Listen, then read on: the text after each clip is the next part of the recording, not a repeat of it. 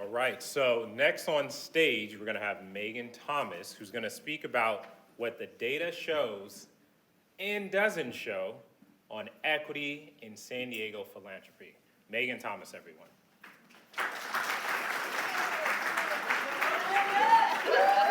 Hi, everyone. Okay, so hi, I'm Megan Thomas, President and CEO of Catalyst of San Diego and Imperial Counties. Yeah, oh, thank you. Amazing. I love it too. My pronouns are she, her, ella, and I'm so happy to be with you here today. I'm going to talk a little bit about data coming out of the philanthropic sector. And first, I want to let you know that this is the first year that we're doing this type of data analysis. For many, many years, our organization, which is a community of funders in this region, we're approaching our 50th anniversary. We've asked the question, how can we help you? What do you need from us? How are we doing? But it occurred to us, as we talked with our friends at USD, maybe we should ask, what are you doing? What does it look like? And really gather some information that will help us as a social change ecosystem begin to address the advances and developments that we want to see for ourselves to advance a more inclusive, more collaborative, more equitable society.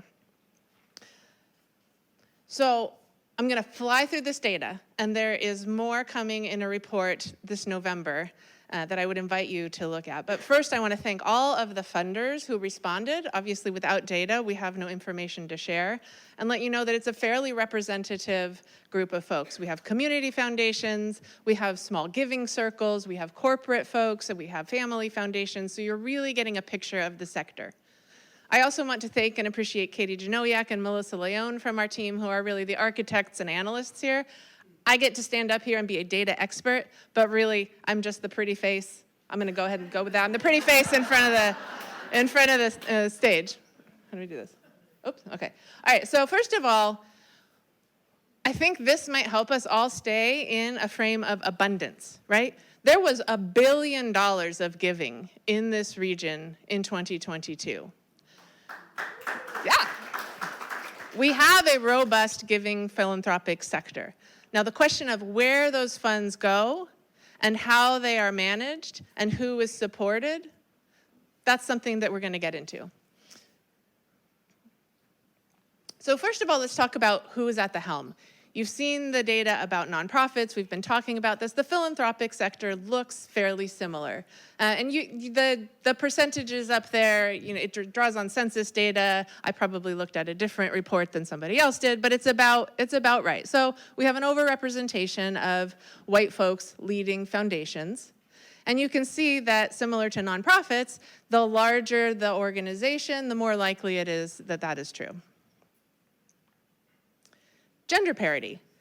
If we just looked at the aggregate data, you would see that we're actually doing pretty well. It's about half and half, female identifying folks, male identifying folks who are leading foundations. But again, when you dig in, and our data didn't have anybody who identified somewhere else on the gender spectrum, but if you dig in, you see again, the larger the organization, the more likely you have a man. So the most likely scenario in a large philanthropic organization is you have a white, male-identifying individual leading. Did I skip one?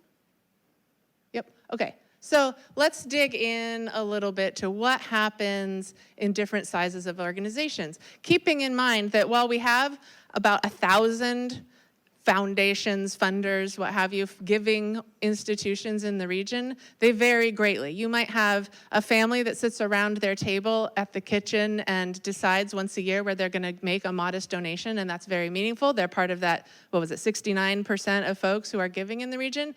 And you might have a multi-billion-dollar foundation. So there are going to be some stark differences in how the work gets done, how the giving decisions happen. So this was interesting, but not surprising. The smaller organizations are giving more as a percentage of their overall assets than the larger organizations. There are lots of explanations that we could come up with, hypothesize about that, but the most interesting thing to me was we know that that is true in the general population as well. When you do a survey of giving, small households with smaller incomes are giving more as a percentage. Mid-size funders are more likely not to require a formal report. So when we think about how easy is it to work with a funder, how much are you in sync of where you spend your time, this is the case. And this is me completely speculating, but my guess is when you think about what happens here, a large organization is likely to have more staff, so they have more time to get out there and talk to folks. But the bigger you get, the more bureaucracy you end up with, right? So mid-sized organizations have just enough staff to build relationships, but not such a large organization as that they insist on having multiple layers of reporting and documentation. Larger funders are more likely to fund large nonprofits. Yeah, shocker, right? Again, we could think about sort of the bureaucracy, who is in leadership in large philanthropy, who is in leadership in large nonprofits, and what's the affinity that those people, what's the sort of in crowd of those people. But you can also think about the fact that larger organizations require more resources to run their operations, and larger grants are going to come from larger philanthropic institutions. So this is super interesting to me, and again, I don't know, I'm going to get in trouble with my staff. I'm just hypothesizing on the data. So you see 81% of the respondents said that they have a specific intentional focus on supporting communities of color. Awesome. We could celebrate that half of them say they have an intentional and specific focus on funding organizations led by leaders of color. Or we could question, why is that so much lower than this? And think back to that previous slide.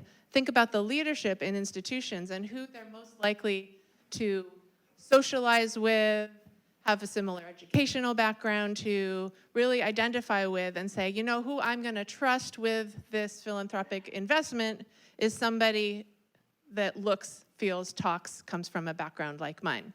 And so what we end up with is the practice that is essentially large, traditional, white-led organizations doing amazing work in communities of color, right? And this ability to fund those large organizations through that sort of justification of they're stable, they're well-run, they send us reports on time, and maybe fund through them to the grassroots organizations that are really connected to community.